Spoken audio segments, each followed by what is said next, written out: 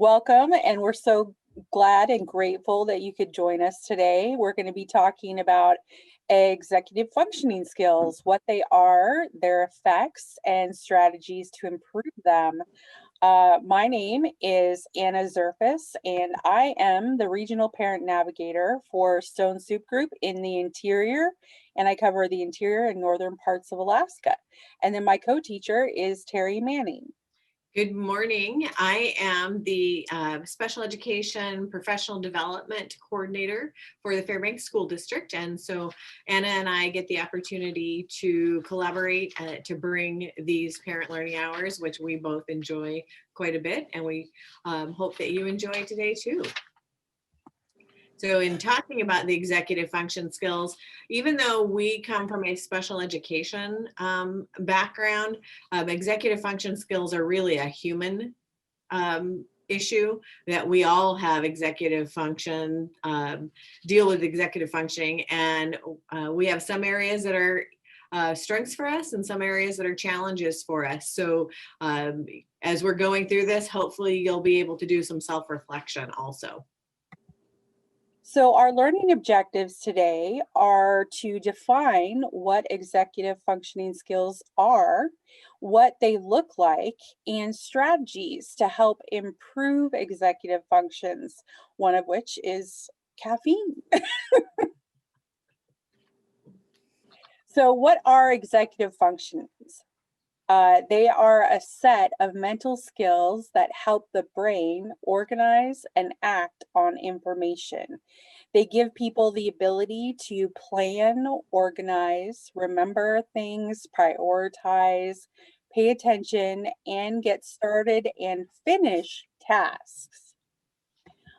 They help people use information and experiences from the past to solve current problems.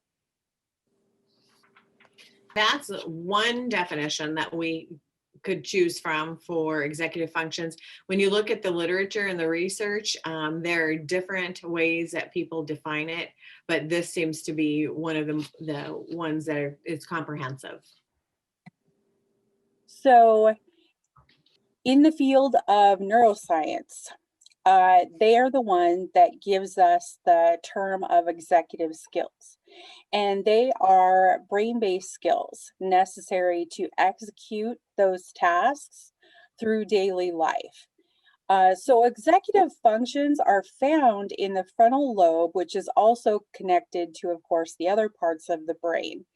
And so whenever there is a disruption to the frontal lobe, there can be disruption in the executive functioning. So if you have like a stroke or meningitis, if you have a traumatic brain injury, anything like that, that can either swell or affect the pathways will lead to a disruption. Now we have a cool video for you guys from Harvard Child Developmental Center, and it gives a nice overview of the executive functioning skills and how they impact our lives. And we would love if you would share an aha moment or golden nugget you see from watching the video.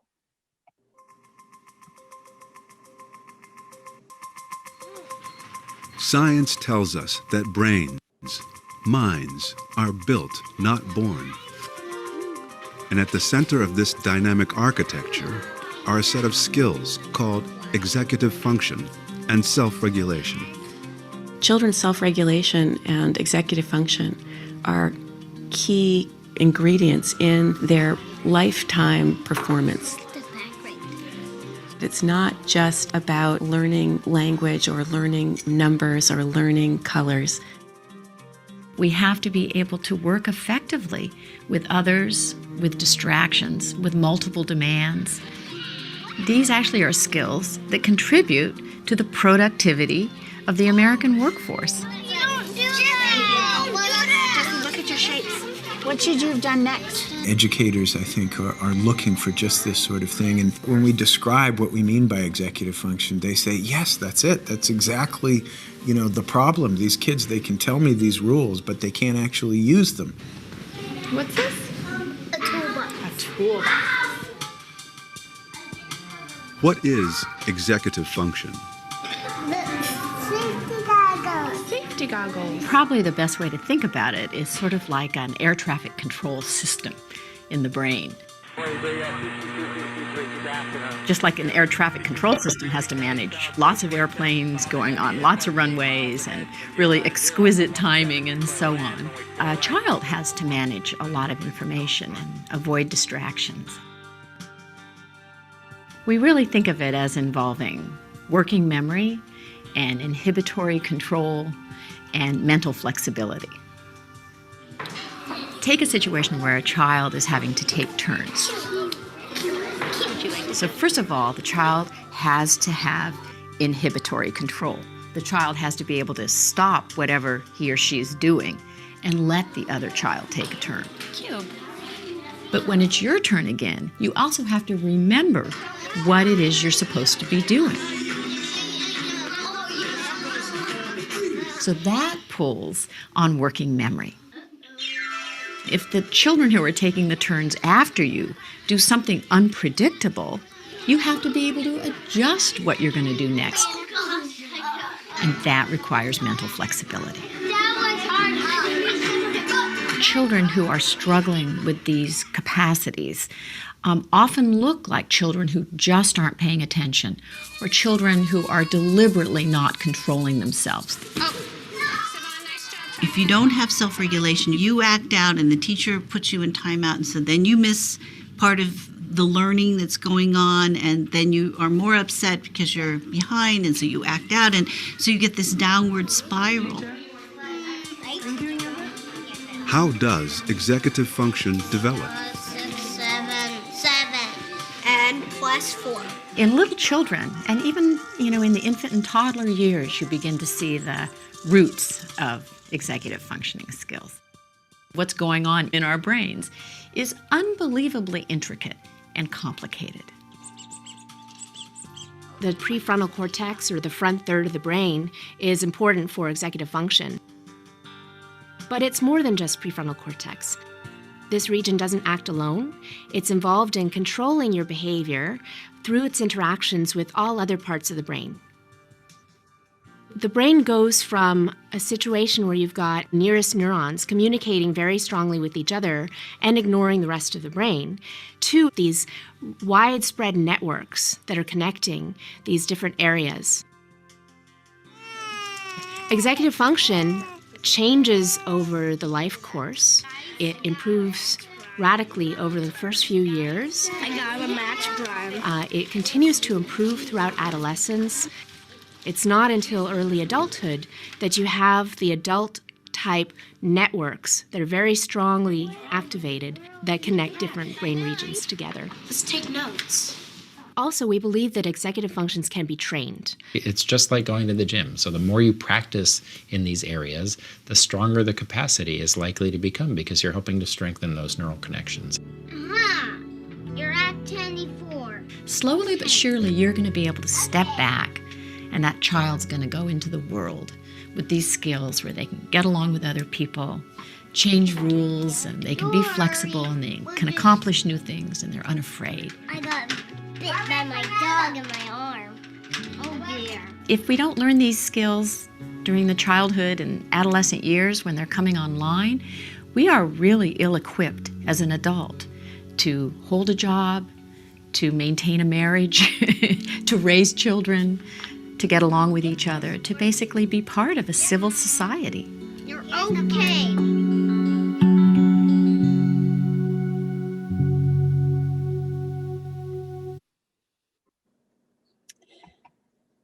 So do we have any aha or golden nuggets you obtained from watching the video?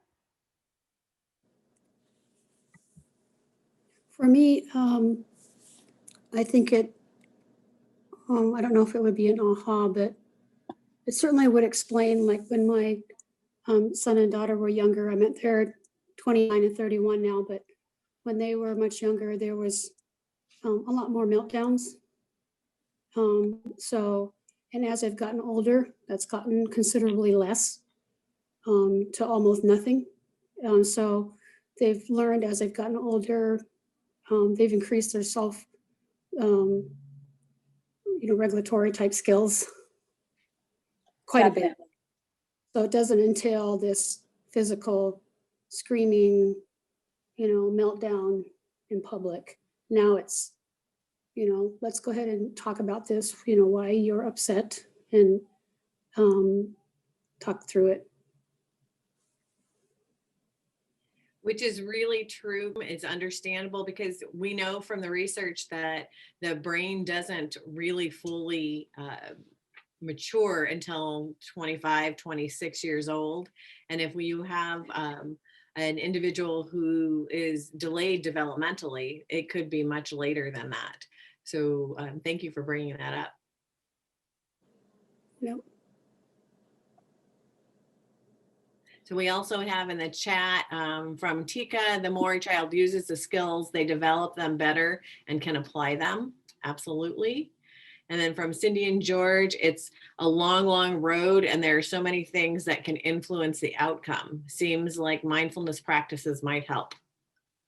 Absolutely. And we'll briefly talk about how stress can definitely add to dysfunction. Thank you. So some of the skills that we talk about when we talk about executive functioning are planning, organization, time management, and working memory, metacognition, inhibitory control, emotional control, being able to pay attention, being able to start and stop tasks when asked, flexibility, and being goal directed and being persistent. And of course, there are a different number of skills depending on which author you're talking about, but these are some of the pretty critical thinking and behavior executive functioning skills. Great. So first, Terry. Okay, so when we're looking at planning, so this is like the first one for the thinking skills. So when you're planning and having that ability to create a roadmap to reach the goal or to complete a task. So as adults, we look at that all the time. The next one, organization, the ability to design and maintain systems for keeping track of information and materials. Looking at time management, that's the capacity to estimate how long it's going to take something to be done, how to allocate that time, and then how to stay within the time limits and deadlines. When we're looking at working memory, that's the ability to hold information in your mind while performing complex tasks.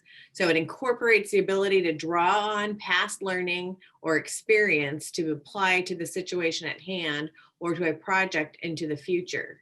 Whenever I look at working memory, I always think of a Rubik's Cube because you really have to pay attention to what you're doing and keep it in your head while you're doing it.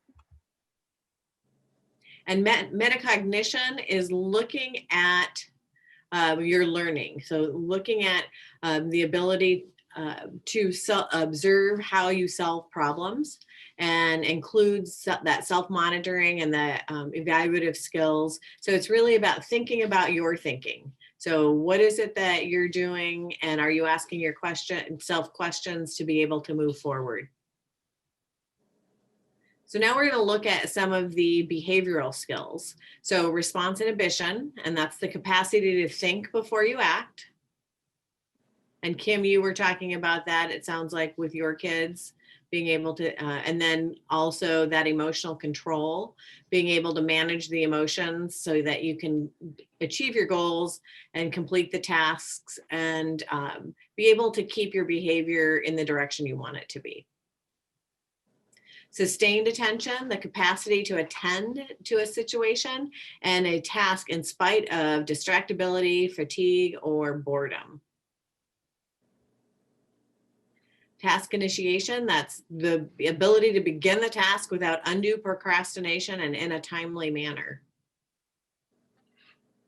Flexibility, that ability to revise plans in the face of obstacles, setbacks, new information, or mistakes, or somebody else changing your plans for you.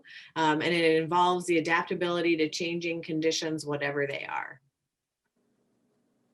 And goal-directed persistence, that's the capability or capacity to drive, to follow through the completion of a goal and not put it off. Because there are other demands or competing interests, and not procrastinating. To everybody, that just because we don't have it right now, or our children don't have it right now, it doesn't mean that it can't be taught. And that is at school and at home. So that's the nice part about it. Also looking at the fact that every child is different, but I will give you a resource a little bit later, and it talks about enhancing and practicing executive functioning skills as part of the resource at the end.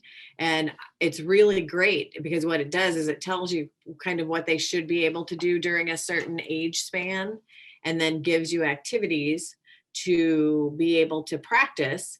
But if your child is functioning developmentally at a lower level, you can go back and see what skills they need to have strengthened.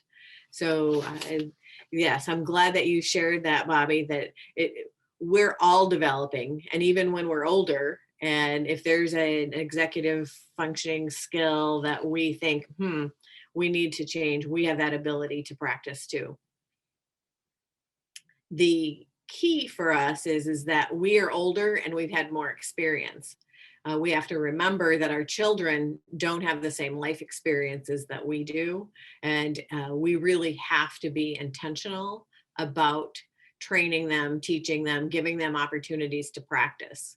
And sometimes that's hard because coming from the point of view of you're doing that to make me mad versus, oh, you're doing that because this is where you are developmentally.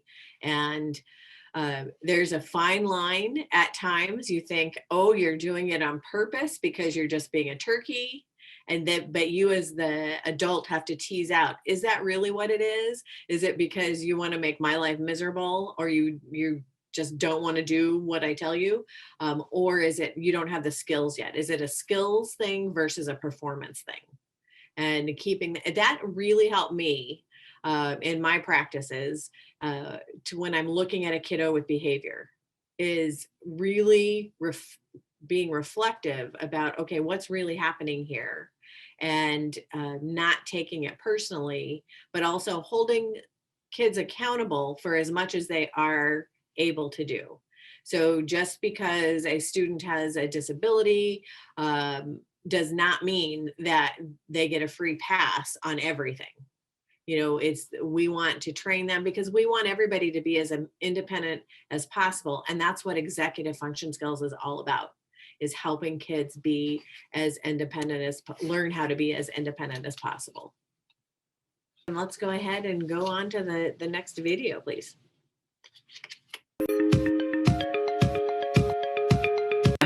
Josh is a 6th grade student who has executive functioning issues. Executive functions work together to help the brain organize and act on information. Watch Josh's day to see what some of our own students have to deal with. Think of executive functions as what the chief executive officer of a company must do: analyze, organize, decide, and execute. Around the time of puberty, the frontal part of the cortex of the brain matures, allowing individuals to perform these skills.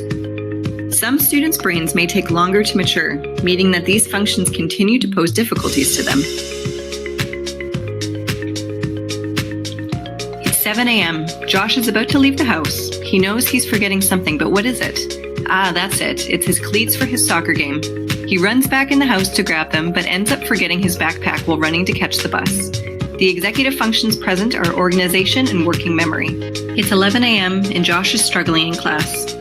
His teacher is asking questions about the previous night's homework that Josh didn't complete. He forgot to check Google Classroom or write any notes. The executive functions present or organizing and focusing. 12:10, lunchtime, Josh's favorite part of the day. During lunch, he talks too loud and tends to annoy his friends. He's been in the hall even though he's been asked 3 times to leave. The executive functions present are self-monitoring and controlling impulses. 12:50, Josh's teacher has explained the class's next task verbally and has written it down on the board. Josh is still having trouble getting started though, and his laptop is open when others are working. The teacher explains the expectations a second and third time to Josh before he actually starts. The executive functions present are shifting focus, setting priorities, and starting tasks. 7 o'clock. After a lot of pushing from his mom, Josh finally sits down to do homework, but he doesn't know where to start. Instead of doing his English chapter questions or Pearson homework due tomorrow, he surfs the web for a science topic that's due for his project next week. The executive functions present are setting priorities, starting tasks, and sustaining attention. 11:30 p.m. It's way past Josh's bedtime and he's exhausted. He tries to sleep, but he can't shut off his brain. He's worrying about disappointing his teachers because he never completes his homework, and he cannot follow what is going on in his classes. The executive functions present are regulating alertness and keeping emotions in check. It is extremely common for students that struggle with learning and attention issues to also have problems with executive functions. Executive functions are the brain's self-management system. Issues with executive functions can make it hard to complete schoolwork and everyday tasks. Differentiation and special accommodations can help make a difference to students like Josh.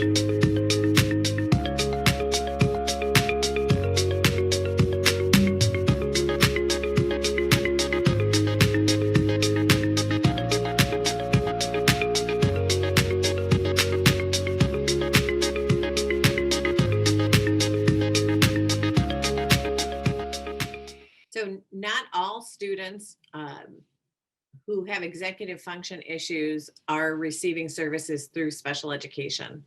So there may be a child who has a disability that doesn't qualify for special education support, but they may qualify for accommodations through a 504 plan.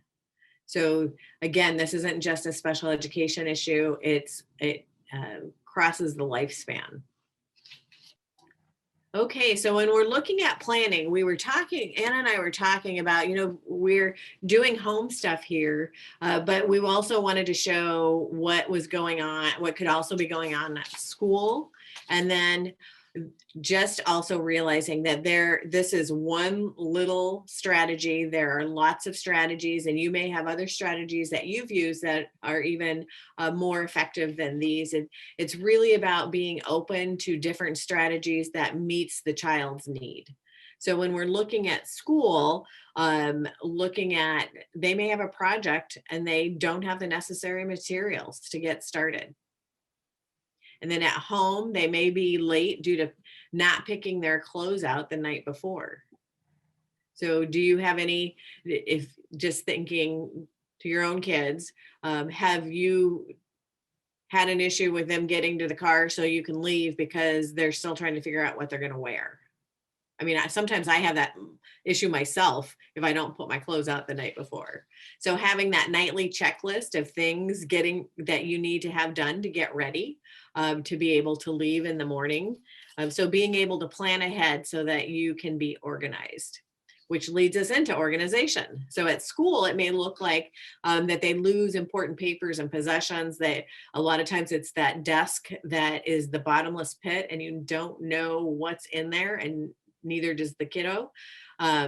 At home, it could be having that messy room and just not having a place for all the things. So one way to deal with that would be to model where to put things and practice. And from the adult point of view, realizing that it's going to take practice. You may say, go clean your room. And that is like this big void. So you may have to show what you mean a clean room looks like. And you might have to have a checklist too, a picture schedule of this is what you do with this, giving them the cues that they need to be able to do that, to meet your expectations of cleaning their messy room. And also routines help. if with the things that you can, have a routine. If it's going in and cleaning the room, it means picking everything up off the floor, that's what they do every night before they go to bed. That's going to be helpful for them to be able to be successful. And we want to build success so that kids are feeling like they can do stuff and empower them, and this will help them grow their independence. And then time management. So at school, it may look like they're having trouble figuring out how to do a task in the amount of time that's required. Hopefully the teacher is helping set that out for them so that you can also support that at home. They may have trouble getting their homework done because they want to play video games, they want to visit with their friends, they just want to chill for a little bit. So having that time to get all that stuff in, but then homework doesn't get done because that wasn't in their schedule. So creating a schedule of activities for them, knowing that for many of these, you are going to be their frontal lobe. You are going to have to model and direct because they don't have that capacity. They may not have that capacity at that point. So you are going to be helping with this a lot, and it may be challenging, and especially when we're all at home right now and we're with each other all the time.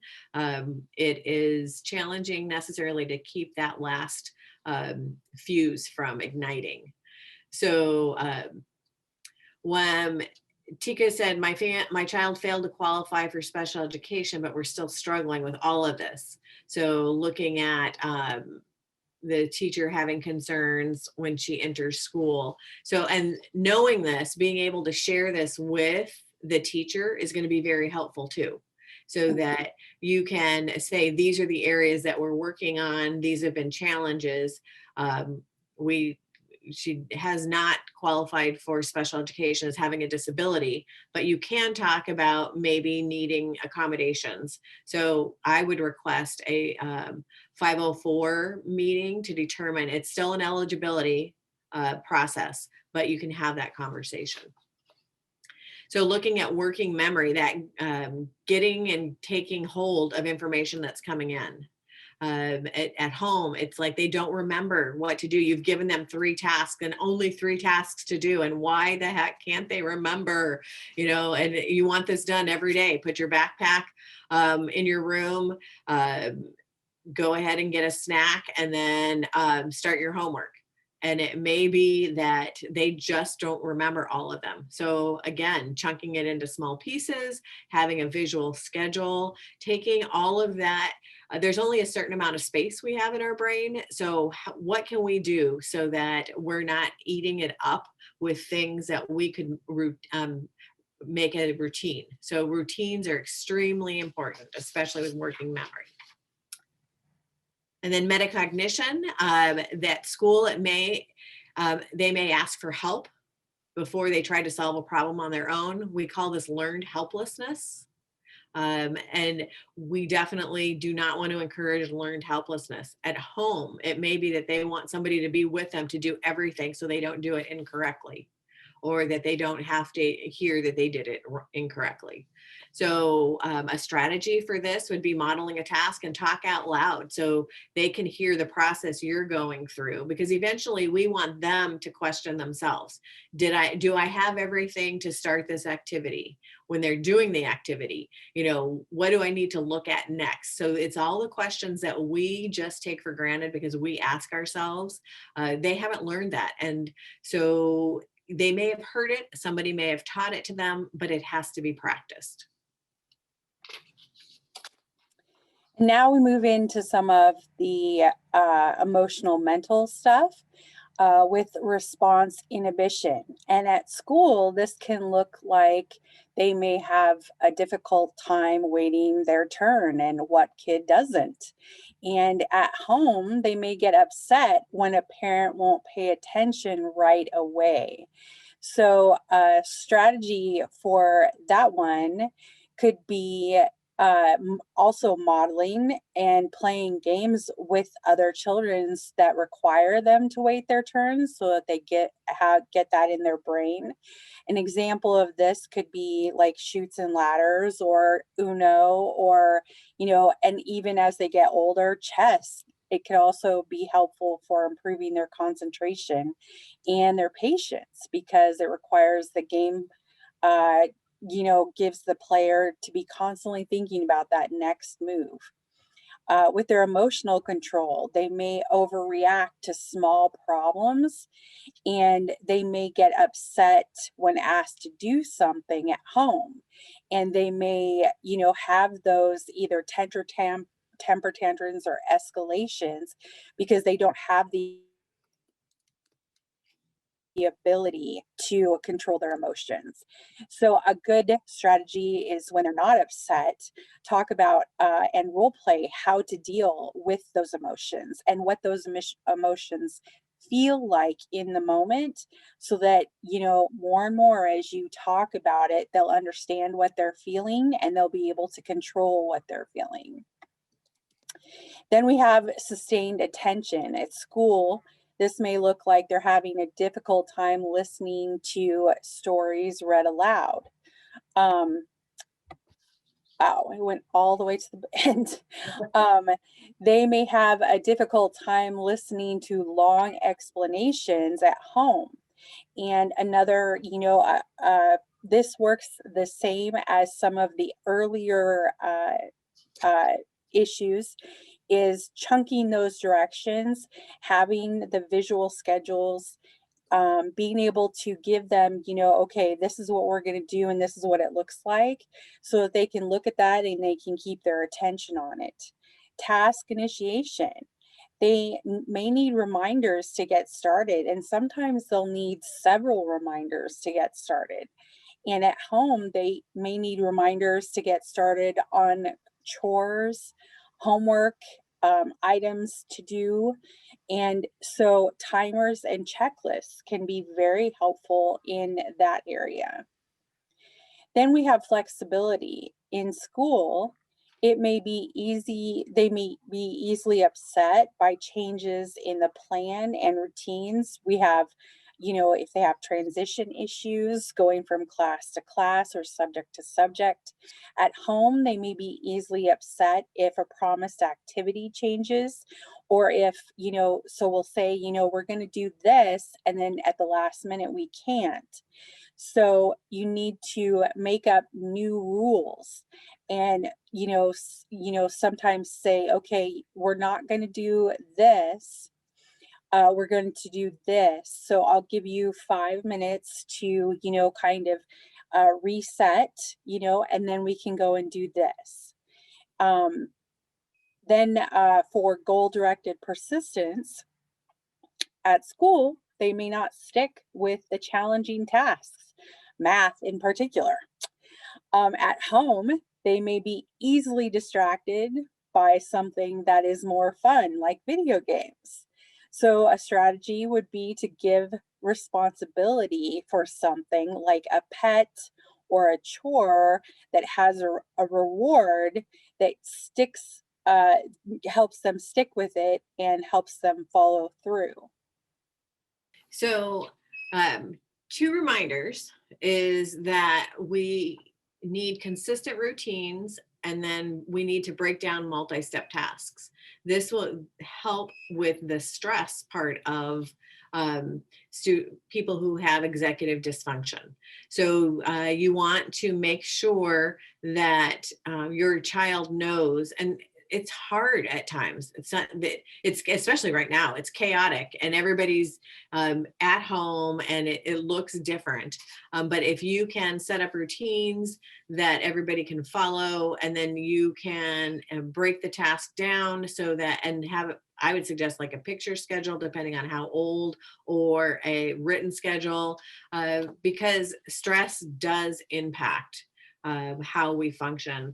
And I don't know about you, but when I've cared for somebody who is ill, I seem to make it through the incident and getting and I'm organized and I'm planned and I can figure out what needs to happen.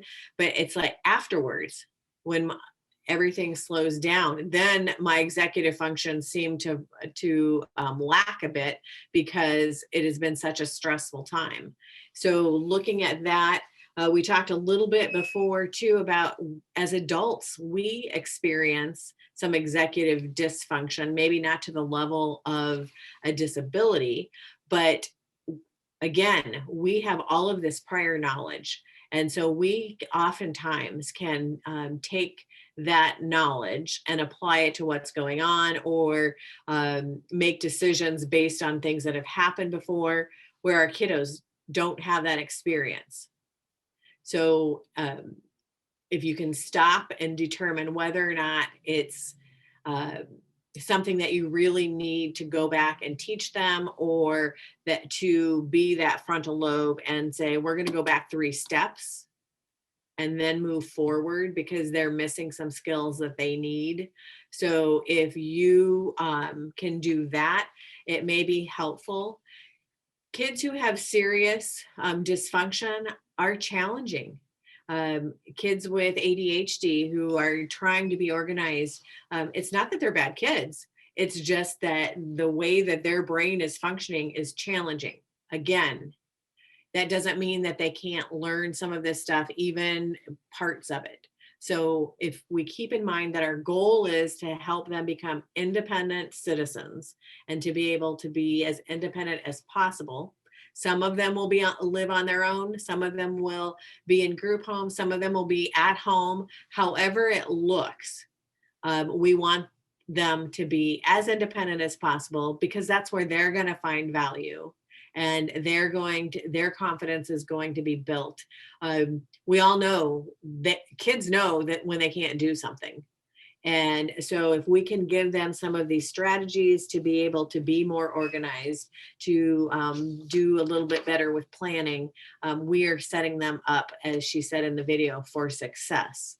And success looks different for every kiddo. So we just also want to remind you that as you are going through this with your children, that it's not a reflection. It's not a reflection on you. It's where they are at this point in time. Being able to determine which of it is truly just behavioral and which is skill based is a challenge for all parents. But giving yourself, first of all, the grace to know that this is hard, and to do self-care for yourself. I think it was Cindy was talking about mindfulness activities. Whatever you can do to take care of yourself and have yourself centered is going to be helpful for your child, especially in these times when you're at home. And I'll say it again, we're all together all the time. And it's just easy for things to implode, explode. Hopefully these reminders, this was not an in-depth at all on executive functioning skills, just giving you that overview, but it's hopefully some food for thought for how you can work with your child or children at home. So thanks again for taking time out of your schedules to meet with all of us today. And we hope to see you next month at the same time.